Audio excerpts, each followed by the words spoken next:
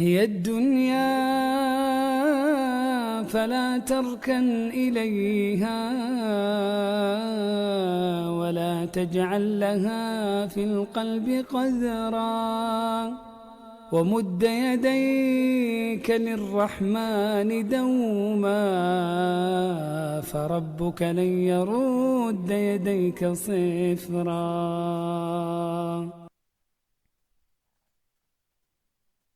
Assalamualaikum warahmatullahi wabarakatuh. Alhamdulillah wassalatu wassalamu ala Rasulillah thumma amma ba'd. Sahabat Al-Quran rahimakumullah dimanapun Anda berada, berjumpa kembali bersama kami di iKid Islamic Channel, channel kaum awam. Masih di kursus Tajwid Dasar Sadida, belajar tepat membaca Al-Quran. Masih di sifatul hurufil lazimah, masih lanjut di pembahasan sifatul laha liddun atau sifat wajib yang mempunyai kebalikan. Kali ini insyaallah kita akan masuk pada pasangan sifat huruf yang ketiga, yakni sifat huruf berdasarkan arah tekanan suara. Kata kuncinya adalah arah suara.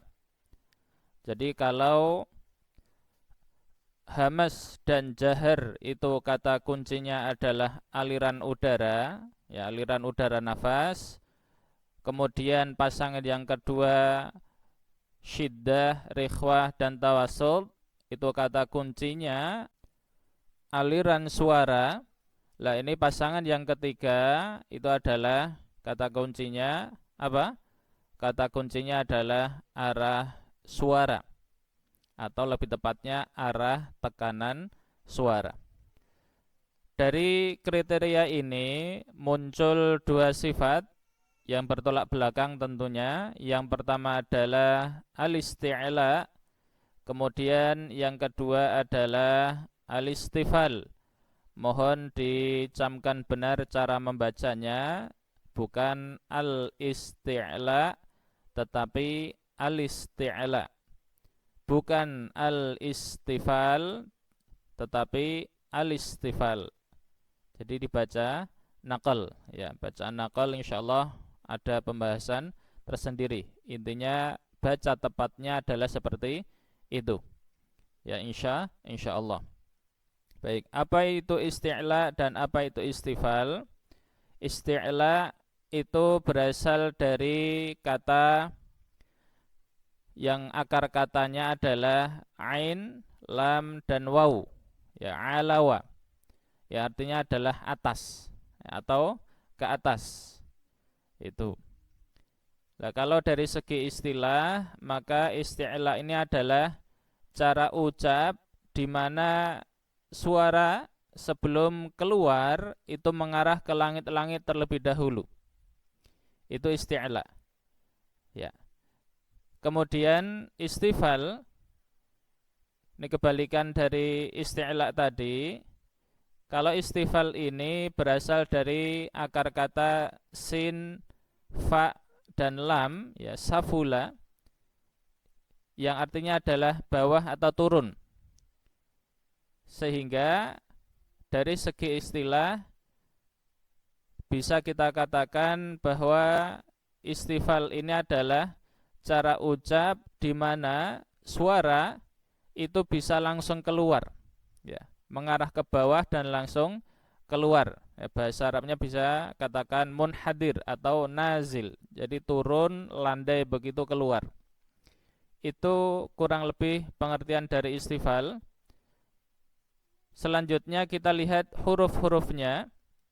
Untuk isti'la ini ada 7 huruf, ya, yaitu kha, shad, dad, ghain, ta, qaf dan dha. Digabung dalam ungkapan khussa dhaghtin qil.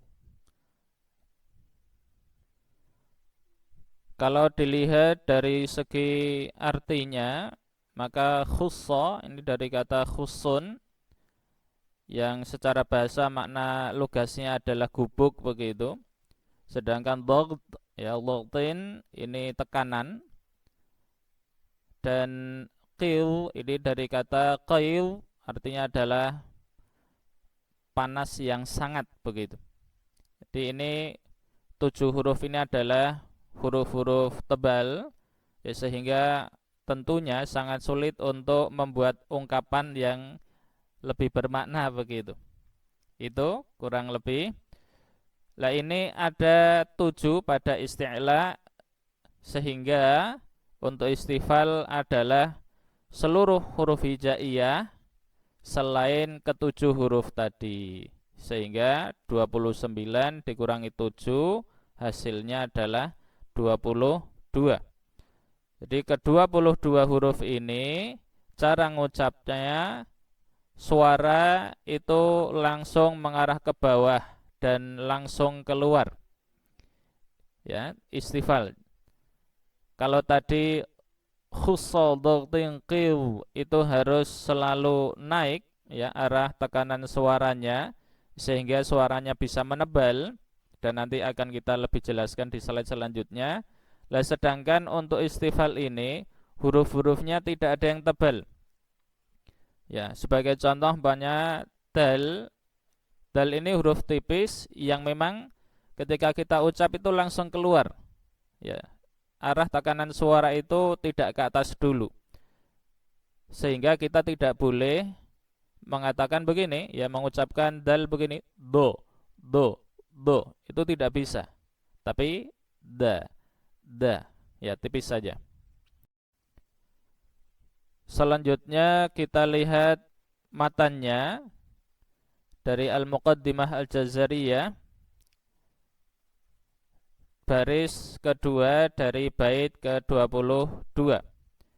Kalau kemarin sudah kita bicarakan wa baina rikhwi wa syadidil Umar, ini untuk at-tawassut atau al-bainiyah. Sekarang wa sab'ul win khussa dhaghtin qidh hasar.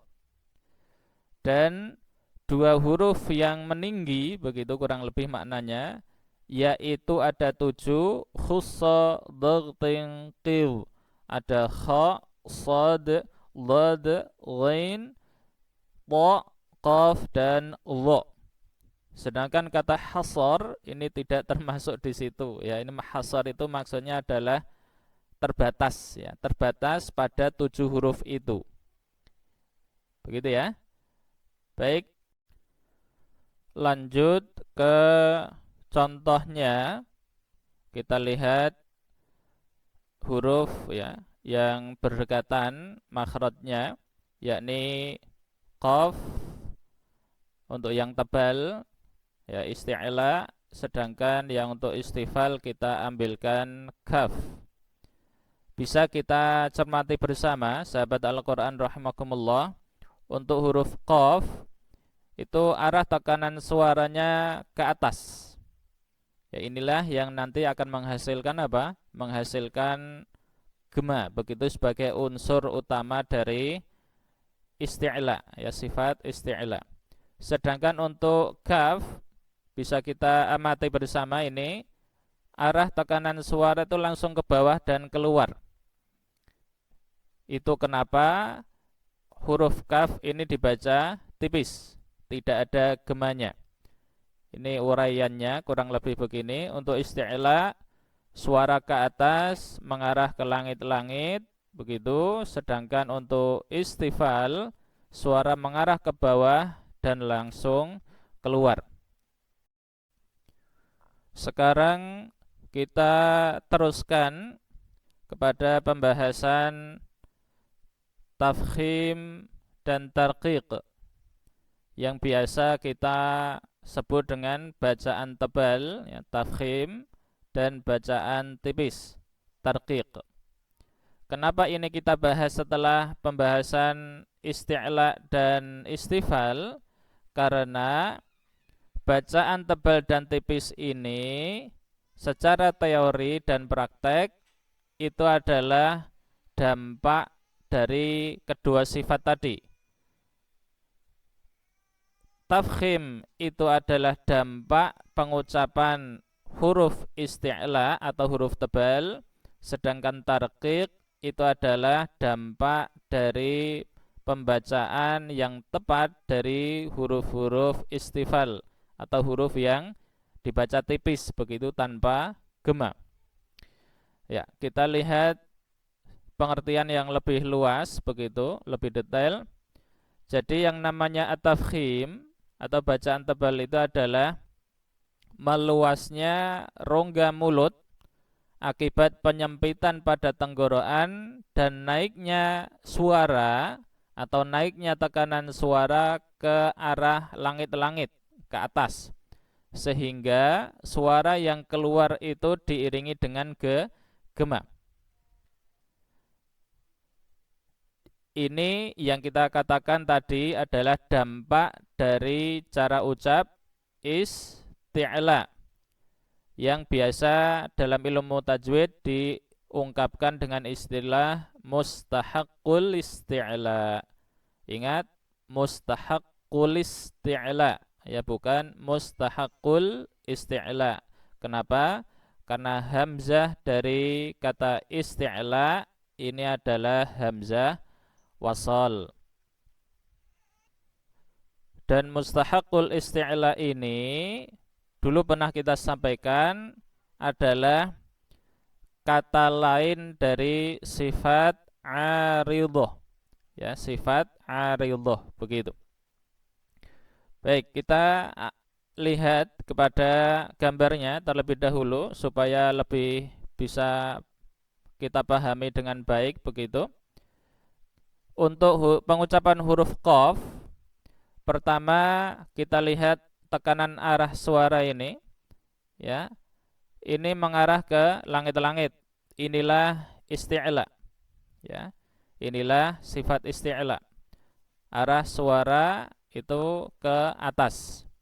Sedangkan panah yang putih ini, ya, berbolak-balik ini penggambaran dari apa? Dari gema. Karena memang yang namanya gema itu muncul adalah setelah suara itu membentur langit-langit kemudian membalik.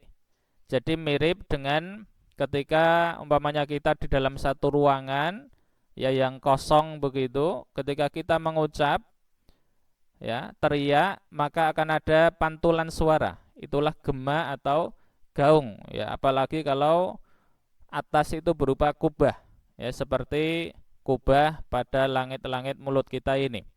Ya, jadi ketika mengucap ada kurang lebih begini, ko, tidak ko, tidak begitu. Itu untuk at-tafkhim, bacaan tebal, ya, dalam bahasa kita begitu. Baik, lanjut ke sebaliknya, yakni bacaan tipis atau at-tarqiq. Langsung pada pengertiannya, jadi yang dinamakan at-tarqiq itu adalah tidak adanya penyempitan pada rongga tenggorokan disertai suara itu mengarah ke bawah, sehingga ketika keluar itu tanpa diiringi dengan adanya gema atau gaung. Itu. Nah, kalau dari segi pengistilahan, maka at-tarqiq ini masuk ke mustahaqqul istifal. Mustahaqqul istifal, dampak dari cara ucap atau sifat istifal. Tentunya ini juga masuk ke pembahasan apa? Pembahasan sifat aridhah. Itu. Kita lihat gambarnya. Pertama, kita lihat arah suaranya dulu, ya. Arah suaranya itu tidak mengarah ke atas, tetapi langsung turun, ya, inhadara, ya. Turun dan langsung keluar. Sehingga tidak diiringi oleh gema ini. Selanjutnya, tadi sudah disampaikan tidak ada penyempitan pada rongga tenggorokan, maka bisa kita lihat ini meskipun ya ketika mengucap kaf itu memang pangkal lidah yaitu diarahkan ke atas dan nempel ke area di antara langit-langit keras dan langit-langit lunak, tetapi di sini tidak ada penyempitan pada rongga tenggorokan. Ya, tidak ada penyempitan itu. Akhirnya di tengah-tengah ini tidak ada cekungan, tidak seperti yang tadi terjadi pada bacaan tebal atau at-tafkhim.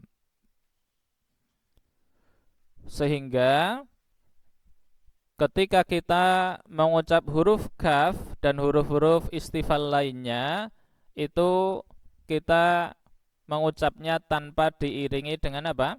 Dengan gema atau gaung. Jadi cukup ka, ka, ka. Tidak ko, tidak begitu. Itu ya. Baik, sahabat Al-Quran rahimakumullah. Selain pembahasan umum tentang tafkhim dan tarqiq ini, ada catatan-catatan khusus untuk pembacaan huruf-huruf tertentu dikaitkan dengan bacaan tebal dan tipis. Yang pertama adalah pengucapan huruf alif, di mana huruf alif ini merupakan salah satu syarat terjadinya apa? Terjadinya mat. Ya, kita lihat.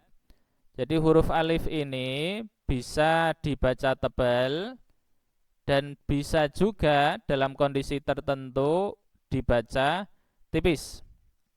Prosesnya sama. Ya, prosesnya sama dengan yang tadi. Ya, untuk menyingkat kita lihat uraiannya langsung. Alif tebal itu diucapkan dengan menggelembungkan pangkal lidah ini, ya, sehingga terbentuk cekungan pada tengah lidah dan penyempitan di tenggorokan. Ya, ini ada cekungan, kemudian ada penyempitan di tenggorokan. Sedangkan alif tipis itu tidak seperti itu, atau di sini istilahnya adalah sebaliknya.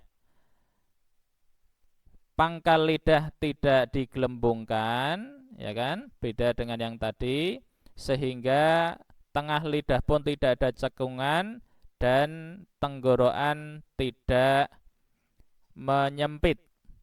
Sehingga kalau ini kita baca tebal, ya, maka bunyinya kurang lebih seperti ini. Ya, sebelumnya ini kita tambah dengan huruf A begitu, O, O, O. Sedangkan yang tipis A,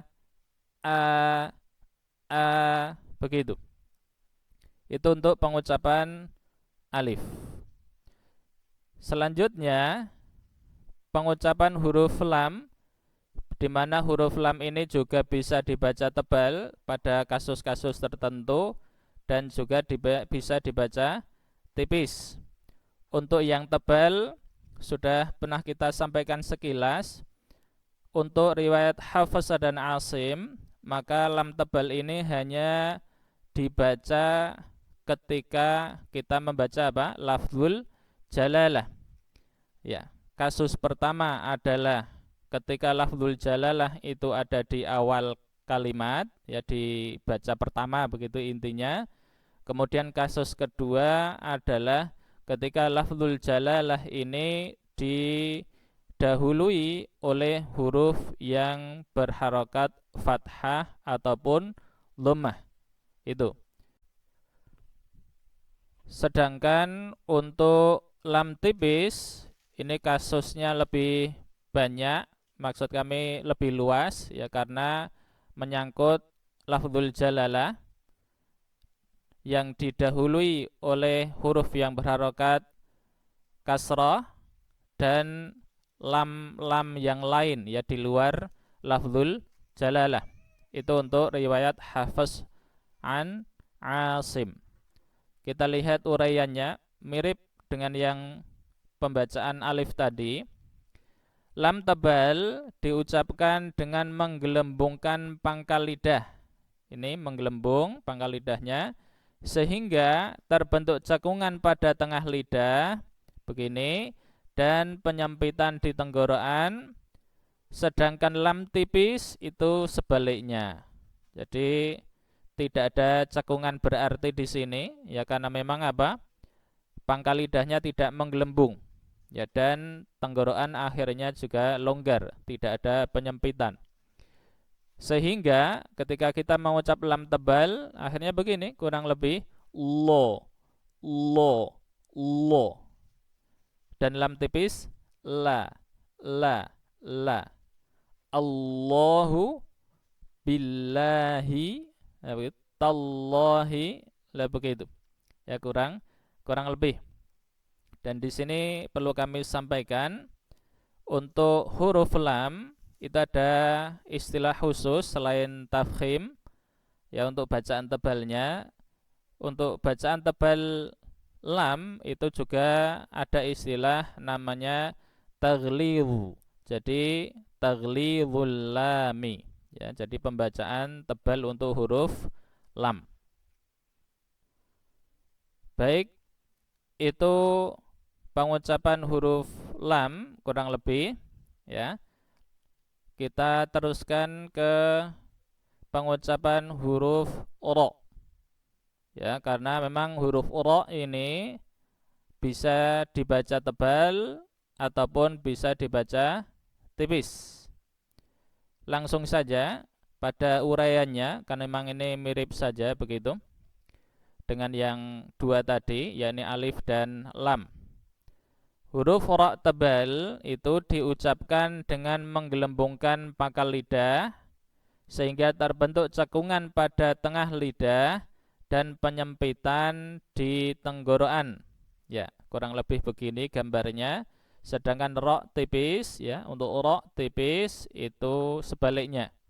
Dan ini insya Allah akan kita bahas pada materi-materi khusus membicarakan tentang ro ini, karena ini agak luas ya. Kita jadikan bab tersendiri begitu.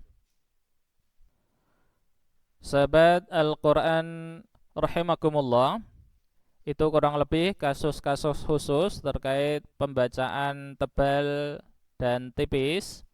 Sekarang kita lebih meningkat lagi, yakni pada pembahasan tingkatan tafkhim pada huruf isti'la ya, tingkatan bacaan tebal pada huruf-huruf isti'la. Terkait materi ini maka ada dua madhab ya. Yang pertama adalah madhab Ibnu At-Tahhan yang namanya kurang lebih adalah Abu Humaid Abul Asbagh Abdul Aziz bin Ali bin Muhammad bin Salamah As-Sumati Al-Ishbili. Jadi ini Spanyol ya, Ishbili ya begitu. Kemudian madhab yang kedua adalah madhab Ibnul Jazari. Ini datang ya kurang lebih 200 tahun setelah Ibnu At-Tahhan ya. Beliau namanya adalah Muhammad bin Muhammad bin Muhammad bin Ali bin Yusuf Al-Jazari Ad-Dimashqi Al-Umari Asy-Syirazi Asy-Syafi'i rahimahumallahu ta'ala. Nah, dari dua madhab ini akhirnya nanti kita pahami ada sedikit perbedaan terkait tingkatan bacaan tebal. Kita lihat. Untuk madhab yang pertama, yakni madhab Ibnu At-Tahhan, ini kita dapati tingkatan pertama, maksudnya adalah bacaan tebal yang paling tebal, tingkatan tertinggi itu adalah huruf yang berfathah. Contohnya adalah qala, qad. Begitu. Yang kedua adalah huruf yang berdhammah. Contohnya yaqulu. Jadi ini tingkatannya lebih rendah dari yang berfathah. Selanjutnya huruf yang berkasrah qila, qila. Ya, ini nanti ada pembahasan khusus atau istilah khusus, yakni tafkhim nisbi, di mana huruf qaf, ghain dan kha itu ketika berharokat kasrah, dan ada kasus yang lain juga, itu tafkhimnya berkurang, ya, sangat tipis begitu, maksudnya sedikit, ya, sehingga dinamakan tafkhim nisbi. Maka kita tidak perlu mengucapnya kuila, kuila, tidak, tapi cukup qila. Yang penting ada gema meskipun itu sedikit. Itu tingkatan ketiga untuk mazhab pertama. Sedangkan untuk huruf yang bersukun, maka menurut mazhab ini itu adalah menyesuaikan harokat huruf sebelumnya. Kalau sebelumnya itu berharokat fathah, maka dia masuk ke tingkatan pertama, ya, seperti yaqta'una. Kemudian kalau huruf sebelumnya itu berharokat dhammah, maka dia masuk ke tingkatan kedua, yakni kurang lebih, ya, contohnya satu saja, suqnahu. Sedangkan kalau berharokat kasrah sebelumnya, maka ini masuk ke tingkatan ketiga. Contohnya adalah syiqwatuna. Sedangkan untuk mazhab kedua, yakni mazhab Ibnul Jazari, tingkatan pertama adalah huruf yang berfathah dan setelahnya ada alif, jadi ada mat, ya. Akhirnya bacanya seperti tadi, qala, ya, qala. Dan tingkatan kedua adalah yang berfathah tapi setelahnya bukan alif, ya. Kalau tadi adalah qad, qad. Jadi menurut mazhab Ibnul Jazari, bacaan qala itu lebih tebal daripada bacaan qad atau yang semisalnya. Tingkatan ketiga adalah yang berdhammah. Contohnya yaqulu. Ini tidak ada pembedaan, ya, antara yang pendek, qasr, ataupun yang dibaca panjang atau mat. Jadi sama saja. Ya. Seterusnya adalah tingkatan keempat adalah huruf isti'la yang bersukun. Contohnya yaqta'una, suqnahu, syiqwatuna. Kalau di mazhab Ibnu Thahhan ini ada tingkatannya sesuai dengan harokat huruf sebelumnya. Sedangkan untuk mazhab Ibnul Jazari ini sama, ya, ketika bersukun, apapun harokat huruf sebelumnya. Dan yang terakhir, tingkatan kelima adalah huruf isti'la yang berkasroh, yakni contohnya qila, qila, ya, ini paling rendah begitu. Jadi juga tidak ada apa? Tidak ada pembedaan apakah itu panjang ataukah bacaan pendek. Sahabat Al-Qur'an rahimakumullah, itu yang bisa kita sampaikan terkait pembahasan sifat lazimah, ya, pasangan sifat lazimah yang ketiga, yakni sifat al-isti'la dan al-istifal dan turunan-turunannya, ya, yakni bacaan tafkhim dan tarqiq serta tingkatan tafkhim pada huruf isti'la. Aslinya masih ada pembahasan luas, tetapi ini kita cukupkan sekian dulu dan kita segera pungkasi pertemuan kita kali ini. Mudah-mudahan ada keberkahan yang dianugerahkan oleh Allah Subhanahu wa taala kepada kita, ya, khususnya berupa pemahaman titik demi titik yang itu merupakan pencerahan bagi kita, terkhusus untuk pemahaman ilmu tajwid, ya, dan qiraah dasar begitu. Baik, kita pungkasi. Subhanakallahumma bihamdik, asyhadu an la ilaha illa ant, astaghfiruka wa atubu ilaik. Allahumma iyyaka na'budu wa iyyaka nasta'in, fahdina siratal mustaqim. Assalamualaikum warahmatullahi wabarakatuh.